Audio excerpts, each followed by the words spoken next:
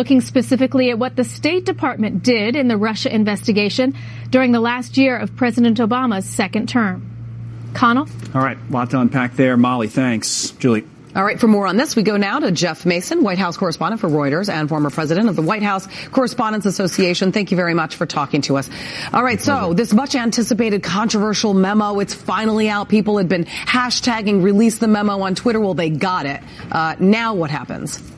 They did get it. Now what happens is a good question. Certainly there will be more political fallout, as we're seeing today, by the fact that we're talking about it and everybody else in Washington is talking about it. I think one of the questions is, will anyone, particularly at the top levels of the FBI, decide to resign as a result of this? There was a definite conflict, an unusual and open conflict between the FBI and the White House about the White House's support for releasing this memo, the FBI warning that it had grave concerns about that. And of course, there will also be questions about whether there's any fallout at the Justice Department going forward as well. Okay, so Nunes has said that there will be more memos. The next one focusing on the State Department. Is the Deputy AG Rosenstein now in the crosshairs? Well, the Deputy Attorney General is certainly under pressure, and President Trump sort of alluded to that in the Oval Office yesterday when he was asked about whether he has confidence in him and declined to answer. Clearly, the president is irritated with the Deputy Attorney General. That said, White House officials were indicating to reporters yesterday that the president was not considering firing him. Okay. So then will this mean Nunes and other Republicans, including the president, are going to shift their focus finally elsewhere? Because the focus and much of the criticism has been on the FBI and the Justice Department and their handling of the surveillance and the Russia investigation. Does this now shift the focus off the FBI? And if so, onto what next? Onto what is right. Well, I'm not sure if it would shift, but it might spread the focus, in addition to the FBI, onto the State Department. And what Representative Nunes did not make clear is why his Phase 2 would include the State Department, what exactly he has in mind there. So that's something where we'll have more questions, and no doubt he'll seek to answer some of those as well, if, in fact, there is another release of a memo from that second phase of his probe. Okay. So then while Rosenstein is obviously under pressure, Attorney General Jeff Sessions, he has never been free of the pressure by the president. I mean, the president has called him out. He has almost hinted as if he thought that Jeff Sessions should step down at some point, angry ever since the day that he recused himself. But yet, Jeff Sessions still has a job. Would the president ever consider firing Rosenstein then? Well, that's a good question. I mean, that question is applied to several people who are involved in this probe. There's been lots of questions as to whether or not he would consider firing former Director Mueller, who's conducting the main FBI probe. And that same question has been applied to Sessions for having recused himself, and now to Rosenstein for his role basically overseeing Mueller because AG Sessions recused himself. Those questions will continue to dominate this discussion. They'll be continued to be posed to the White House, and the fact that those questions continue to be asked are also what has sparked Democrats and others to warn of a potential constitutional crisis if the president were to follow through with that. The president says, and he said this on Twitter, tweeting about the memo, that once and now this memo has been released, that it clears him in the Russia investigation. Is that the case? Well, it's not for me to answer whether that's the case. I think what's clear is that the probe is continuing. Mueller is continuing with his investigation, and Democrats, I think, primary concern with this memo getting out was their criticism anyway, was saying it's not complete. It does not include all of the facts, and the investigation is continuing. So the president and no doubt his supporters will see it as vindication, but the investigation isn't over. All right, but when it comes to surveillance, now remember way back when the president went on Twitter and basically accused the Democrats of wiretapping him, remember? And there was this whole huge outcry. He was essentially talking about this surveillance being illegally obtained, if you will, because obviously Christopher Steele's dossier was full of a lot of untruths, and it turns out that his information was actually used to obtain this warrant, and if it hadn't been for that false information, the warrant never would have happened, the surveillance never would have happened. Obviously, obviously someone needs to be held accountable, and it's not just someone. There's a group of people that people would essentially say formed some sort of conspiracy in order to try to prevent the president from being elected president. So where does this go next when it comes to the courts and the Justice Department and how they handle future warrants? Because clearly there is a huge, huge gaping loophole when it comes to the process. Well, those questions are certainly the ones that the Republicans have asked and that the president is hinting at with his support for this memo being released. But the Democrats, to give the other side, have suggested that memo is not including all of the facts. And so I think So then when do Democrats release their memo?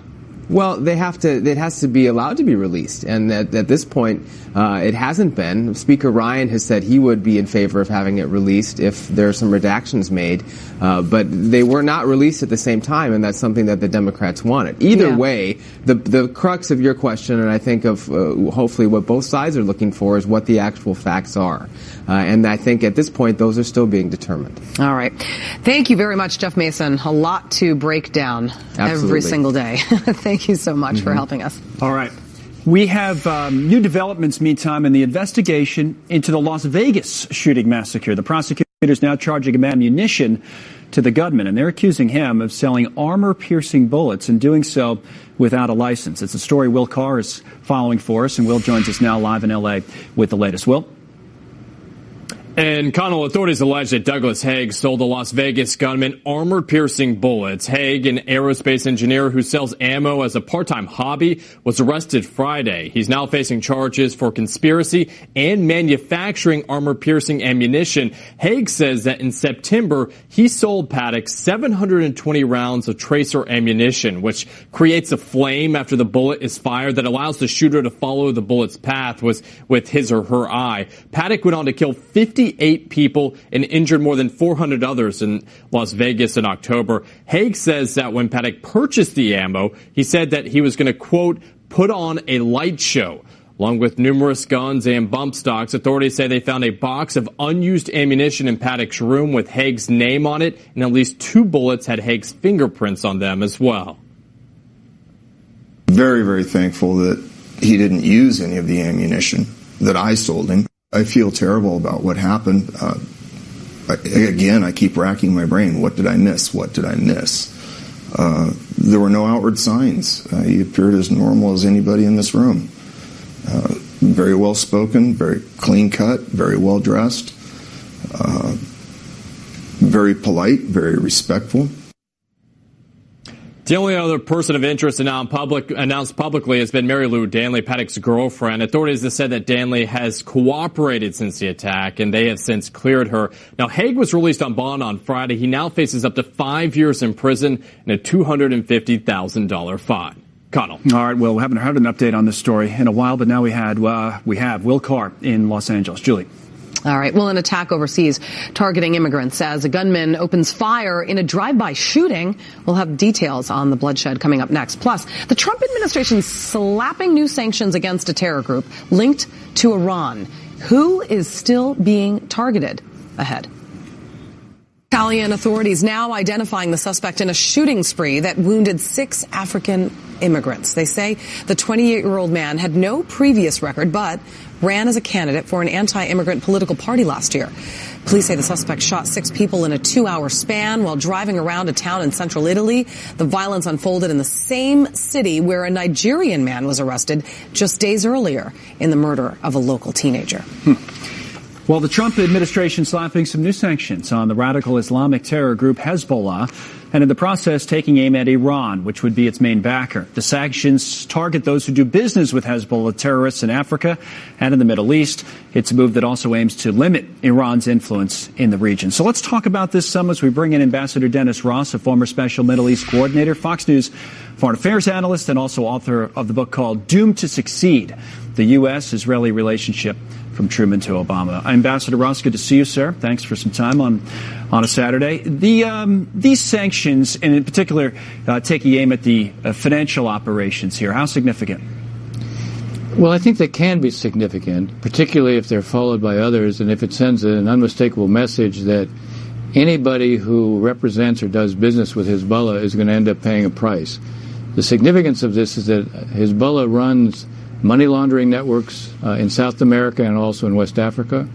It also engages in drug running and drug trade as another source of making money. And obviously Hezbollah is the most important of all the Shia militias that the Iranians use. They have had thousands of people fighting in Syria. They've lost at least 2,000 dead.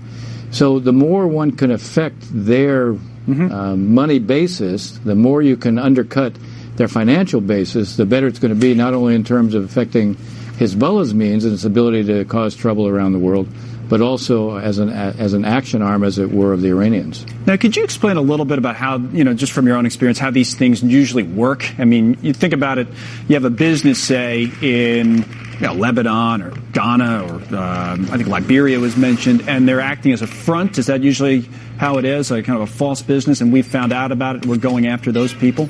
That's exactly what it is. These are, in a sense, what are portrayed as legitimate companies who use finances and basically operate through the international financial system. But basically they're fronts for Hezbollah. They make money for Hezbollah. They move money for Hezbollah. This is how they launder money that may be coming from what could be the sale of drugs.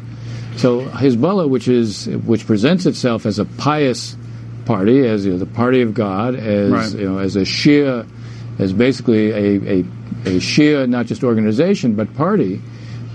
Here it is engaging in these kinds of activities that obviously run completely counter to what any kind of religious party ought to be associated with. Of course. Now, do you notice a difference in approach? These are obviously new sanctions from the Trump administration, but is there a difference of approach here or a continuation of our previous policy? It's a really interesting question because designations are in fact something that the Obama administration did through the Treasury Department as well. I think this is more of a continuity than it is a change, but what you see is it's probably being ratcheted up. It's not new for us to go after Hezbollah and some of their operations within Latin America. It is new to be doing more in West Africa, where they've also become more active. So I think that kind of what the Trump administration has become known for, though, early on in this first year of taking policies that may have been in place? I'm talking specifically with foreign policy in the Middle East, and of ratcheting up those policies, being more aggressive than their predecessors? I do think that's a good way to describe it. Though I think the administration oftentimes wants to present this as a dramatic change, in many cases they're using the same means, but they're applying them differently. You've certainly seen it militarily, where local military commanders were given much more leeway in terms of being able to make decisions on their own. Oversight was much less from Washington than it is now. I think here you're seeing, okay, here's the tools that the last administration used, and frankly, quite effective in it. But we're going to actually take them to the next level. And it's worked, right? I mean, to be fair to the current administration, it's worked. I mean, it's worked maybe with regard to ISIS, for example. Some people, the criticism of the Trump approach on ISIS say, well, that's what President Obama was doing. But the results have come more... They come more quickly. Yeah, exactly. They've come more quickly under the Trump administration because of those changes. So that's a... I think we can say... certainly on ISIS we can say that. I think on Iran and Hezbollah, the jury's out. We haven't seen much change in their behaviors. In fact, we've seen them extend their position within Syria. The Iranian position today is stronger in Syria than it was a year ago. So putting pressure on Iran is one thing. Coming up with ways to counter it is something else. We've seen the administration describe how it's going to counter what it calls malign activities of Iran, and that's the right objective. The question is, are we seeing the kind of actions that are actually going to produce results? And we haven't seen that yet. The jury's still out on that part. Okay, Ambassador Ross, good discussion. Terrific to see you today. Thank you very much. My pleasure. So Congress is just trying to keep the federal government open. They are still trying because there's another budget deadline looming. March 5th is a deadline for them. So can lawmakers find a long-term solution this time around and prevent the government from shutting down again? And Nunes, the memo, it continues to resonate in Washington. A Republican lawmaker now pressing for prosecutions in the wake of its release. He's going to join us next. A Fox News alert in Syria. A Russian fighter jet was reportedly shot down in a rebel-held area. The pilot apparently crashed and survived, but was killed in a firefight on the ground. Ryan Chilcote is live from our London bureau with the very latest. Hi, Ryan. Yeah, that Russian pilot hit the ground and immediately went into action, opening fire on a group of rebels that were trying to capture him alive before he was gunned down. That's according to several sources, including, interestingly, the Russian military itself, the rebels, and some observers there in northwest Syria. Now, the Russian Air Force has been operating in support of the Syrian military in the northwest of the country in what's called the Idlib province, one of the last strongholds of the Syrian rebels for some time now. The federal government, Bashar al-Assad's army, trying to capture that area because there's a very important highway that runs through it between the capital and Aleppo. Very complicated area. We are getting reports that this plane was downed by an al-Qaeda affiliated group of Syrian rebels. A lot of powers in this area deployed with forces on the ground. So you've got the Russians, they've been there since 2015, arguably the dominant players right now in the geopolitical sphere in Syria. But in addition to that, over the last month, you've seen the Turkish military move in. Now, Turkey is a NATO ally, but is fighting U.S.-backed rebels in the north of Syria. And finally, the U.S. military itself has forces in the region. So anytime you get an incident like this, particularly the downing of a Russian plane, something that does not happen very often, you have the potential for an escalation of hostilities. Julie? All right, Ryan Chilcote, thank you very much from London. Okay, more fallout from the release of that controversial memo we've been talking about. The Arizona Congressman Paul Gosar is now calling for criminal prosecution of all the top FBI and Justice Department officials who were named in the 4-page document. He's saying they must be held accountable for their, quote, illegal misconduct and use of FISA. The congressman joins us now. Good to see you, sir. Thanks for joining us. And thanks, Connell. You know, it's interesting. You seem to be, even in your own party here, a little bit of an outlier. I know people are upset by this, and they're calling for changes to be made, say, but not necessarily for people to be prosecuted or thrown in jail. So tell me what specifically you're talking about criminally. So you find it's factual that the dossier was used as a cornerstone for this FISA. And this is what Mr. Comey said was salacious and unverified. And yet, every time that the FISA was open and renewed, you had to present those findings of probable cause, which is a premeditation to defiance of the whole basis of our law. And so this is premeditated, Connell, and people that utilize this at the highest realms of our Justice Department, where we hold that near and dear, have to be held accountable. You and I couldn't get away with this, and so they have to be held accountable. One thing, sir, I would say is, isn't there, and to go back to a phrase that was used a lot last night in discussing this, there is something to we don't know what we don't know. In other words, we don't know the other items that might have been used to get the warrant, or we only know what's in this 4-page document. So isn't there, you know, a little bit of a cart before the horse here that we're getting ahead of ourselves? There's not, because when you start to use the whole interaction with the dossier, from its political holdings that it was in origins not being disclosed in those regards. This is a premise of fundamental problems in which justice is not being served properly. And this is why we've had some problems with the 702, is making sure that warrant process is verified and properly applied. Right. So there's no question that the dossier played a cornerstone application to getting this FISA warrant in regards to Carter Page. Let me go. No question. In terms of what might happen next year. Again, I understand what you're calling for, but Julie was talking earlier about, you know, some changes that might happen and what have you. And the president's even tweeted about the investigation. Let me go to Congressman Trey Gowdy, because I thought it was interesting what he said on Twitter. He's involved directly in this investigation. In fact, he's the guy, according to Congressman Nunes, who saw the underlying classified information. Here's his tweet from Congressman Gowdy. He says, "As I've said repeatedly, I also remain 100% confident in Special Counsel Robert Mueller. The contents of this memo do not in any way discredit his investigation." That speaks to the investigation that's ongoing. And even though Congressman Gowdy said it's important that we understand and know this information, he doesn't even think the Mueller investigation is necessarily discredited. Your reaction to that?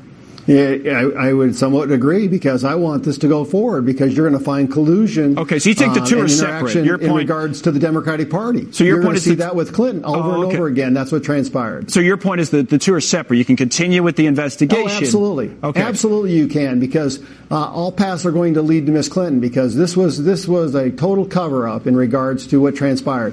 But you can't get away for the way that we attacked a candidate, a political candidate, a political president-elect, and a president. You can't do that. This is the real straw that's breaking the camel's back. This is the problem, Connell, that we have to address. And everybody that knew those and made those presentations to the FISA court have to pay a penalty in regards to that. The Democratic argument is that, hey, again, to go back to my earlier point about there being more information out there, that in their memo, which of course is yet to be released, maybe there's something there that we should also consider. Isn't that fair? I've talked to my colleagues, Connell, that have seen that, and they said there's nothing in that aspect that bothers them. Once again, every time the Democrats move their lips, they're lying. Every time they've come forward, the sky is falling. This is a constitutional crisis. Over and over again, it becomes covering their rear end. This was a premeditated attack on a political opponent, and we can't have that happening. That is third world type of application. But you're okay with that? People have to pay for that. With their memo, maybe your point's true. Maybe there is nothing in it. I mean, some would argue the other side. They argued it all day yesterday. There was nothing in this memo that changed the game. But you're okay with that coming out, with that being released? Oh, absolutely. Right. I think what it has to do is, like Devin Nunes said, bring it before the committee, do some changes in regards to some of the information that they've seen, and then put it out. I don't care. Let the facts fall where they may, because the facts aren't following what the Democrats have been talking about one way or the other. Once again, it's been a big cover your rear end and trying to delay findings. And this is I agree with Devin Nunes. This is the tip of the iceberg. We were seeing the weaponization of the DOJ, and well as every other agency, from Fast and Furious to Operation Choke Point to the IRS. These are all related in a government attacking its citizens and its adversaries. Yeah, no, to your point, Devin, Congressman Nunes has said there may be something coming out still on, say, the State Department, which we'll continue to talk about. But, Congressman, thank you, sir. We appreciate your perspective today. Thanks for coming on. Thanks so much, Connell. Julie. All right, another very critical deadline is looming to fund the federal government with a short-term spending bill set to expire next week. So lawmakers are once again racing against the clock to avoid yet another shutdown. Ellison Barber is live in Washington with more, and never a dull weekend even. Never a dull weekend. And Republican congressional leaders are saying that a shutdown will not happen. But the thing is, not everyone shares that confidence. Even in the Republican Party, there are disagreements. According to the Washington Post, Congressman Mark Meadows told reporters, "I don't see the probability of the Freedom Caucus supporting a fifth CR without substantial changes by February 8th. Unless we see dramatic changes." Sources tell Fox News that right now the Republican game plan is to write a short-term bill in the House that funds the government through March 23rd. I think we're making progress on a cap agreement. And even if we get everything figured out by, say, Tuesday, we still will have to have a CR, if only for the fact that we had to give the appropriators time to write an omnibus appropriations bill. Sources are also telling Fox News that defense hawks who are pushing to bolster defense spending could oppose the next continuing resolution. For Democrats, an issue is, of course, immigration and protection for so-called dreamers. Republicans say that should be a separate issue. The reason we're having these CRs in the first place is because the Democrats have been holding the cap agreement hostage, the military funding hostage, for an unrelated issue. But House Minority Leader Nancy Pelosi says immigration is actually not their only hang-up. If you want to increase the defense spending, and we are not objecting to that, we have to have a commensurate increase on the domestic side. You cannot increase defense and bleed the domestic budget and think we're going to be a strong nation. If there never were one dreamer, we're still having this fight because they don't want to fund the domestic side. That's what it's about. Last month, when the government shut down, Democrats and the president shouldered most of the blame. According to a Quinnipiac poll, 32% of voters polled said that Democrats were responsible. 31% said President Trump. Over 80% said the shutdown itself was unnecessary. Julie? All right, Ellison Barber, thank you so much. Jane. All right, that ex-state employee who sent the false alarm out, we all remember the story, warning a ballistic missile was about to hit Hawaii. Well, he's breaking his silence now. Why? He says he's not at fault. Plus, President Trump tweeting the GOP memo vindicates him in the Russia probe. Is he right about that? Well, we have a panel on deck. We think it's a pretty big deal, frankly, to show that in the middle of a presidential campaign, the FBI and the Department of Justice would rely on campaign opposition research, shoddy opposition research, I'll add, to justify a warrant for spying on the other campaign. So that former Hawaii state worker at the center of the false missile alert last month, well, he's now saying he's not at fault for the mishap. The man says he was 100% sure the threat was real when he made that fateful decision. He adds, though, that he still feels awful for the results of his actions. Just feel bad about what I put the public through as far as this panic is concerned. All right. So what he's basically saying is he didn't hear the beginning of a message saying exercise in the on-duty call. The only part that he heard was that this is not a drill. Whole thing went down. He was later fired, and now he says he's received death threats. So there you go. Wow. President Trump reacting to the release of the House Intelligence Committee memo on domestic surveillance abuses. The president saying the memo basically shows that there was no collusion or obstruction of justice. So let's bring in our panel, Nan Hayworth. She serves on the board of directors of Women's Independent Forum. She's also a former congresswoman from New York. And Scott Bolden, he's the former D.C. Democratic Party chairman. Thank you both for talking about this. And, this memo, much anticipated, really was revealing in how these, this dossier essentially claimed things that were untruth. And because of the untruths, then he went ahead and had to undergo all this scrutiny about this Russia investigation when all the while those surveillance measures were taken and they shouldn't have been.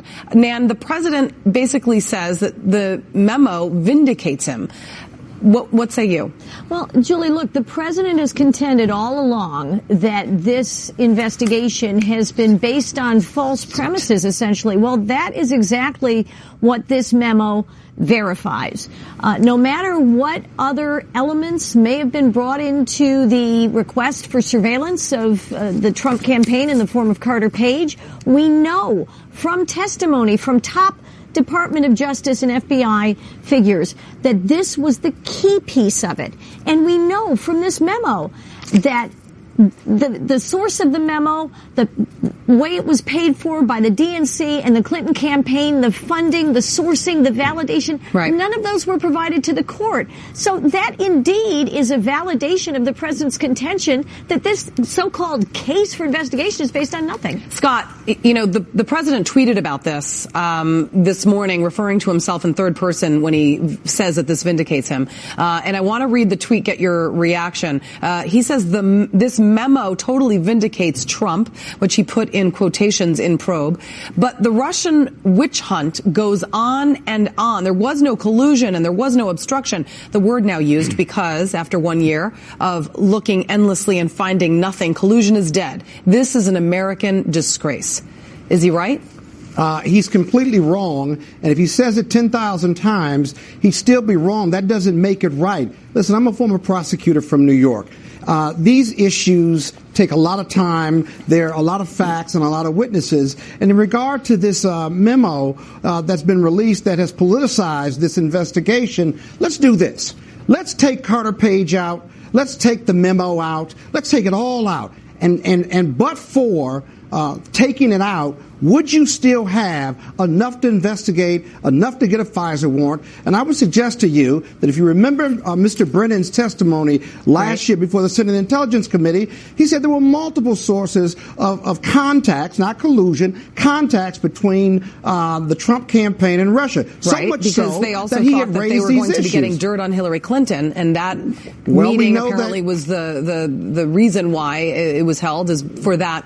Well, we certainly know that collusion is an act. It's not a result or a crime. Obstruction of justice, even if you don't stop the investigation, the attempt to do so is a crime under the U.S. federal law. And so there's plenty to investigate with Mueller. The Republicans, by the way, are in control of all of this, and even they've said the investigation must continue. But the FISA warrants were signed off 4 more times or 3 more times by Republican-led DOJ individuals.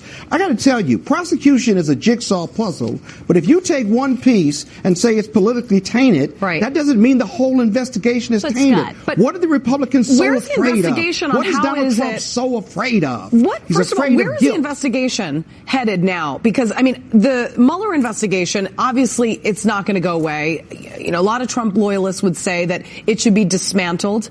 But the bottom line is, who's investigating why the Trump dossier and Christopher Steele's knowledge, so to speak, led to a warrant which basically was wrongly obtained in order to investigate this surveillance. Where is the investigation, Julie, behind that? I can tell you that because we got to let Nan talk, Scott. Hold on. I'm sorry. Nan, you go called ahead. my name. Forgive me. No, you're forgiven. But we're going to find out a lot more in coming weeks because separately, Michael Horowitz, the Inspector General, has been looking into the way the FBI conducted its business. And in fact, that's how we've got this kind of Rosetta Stone of the text between Peter Strzok and Lisa Page, because of course he was also involved in this network, which was at the top of the FBI and the top of the DOJ under the Obama administration. And yes, some of those figures actually did continue through the Trump administration. Why? Exactly. Because the president actually does put his faith in the men and women of the FBI. But unfortunately, that faith has been betrayed by what we found out in this memo, and we're going to see more coming out, I'm sure, from the Inspector General, and that's going to be highly informative. Well, let me just say this. Whatever comes out, so far all we've seen is really window dressing, if you will. The bottom line is Russia meddled in our elections. That's also the subject of this investigation. And Trump's connection to that, maybe we find it, maybe we don't. But why jump ahead and say the whole investigation is tainted when you find some politics, not political taint, in the early part of the investigation? Scott, and that is the end result that everybody deserves to know is Russia, for sure, meddled in the 2016 election. How did they do it, and how do we prevent it from happening again? Exactly. Hopefully the focus will then shift to that. But that's all the time we have. And if Donald Trump was connected to it, let's let that come out too, or Scott, if he wasn't. All right, we gotta go. Donald Trump did not cause meddling by the Russians. That's a timeout, or like a hook. That's not really a timeout. It's over. Okay. It feels like a hook. Scott Bolden, thank you. Nan Hayworth, great to see you both. Thank you so much. Thank you. Get the hook. All right, deep breath here. There should have been a timeout because guess what? We got a little football to talk about this weekend as the countdown is on to the big game tomorrow, Super Bowl 52, and security, of course, will be tied out in Minneapolis. We'll go there next. Take a look at how the police plan to keep everyone safe.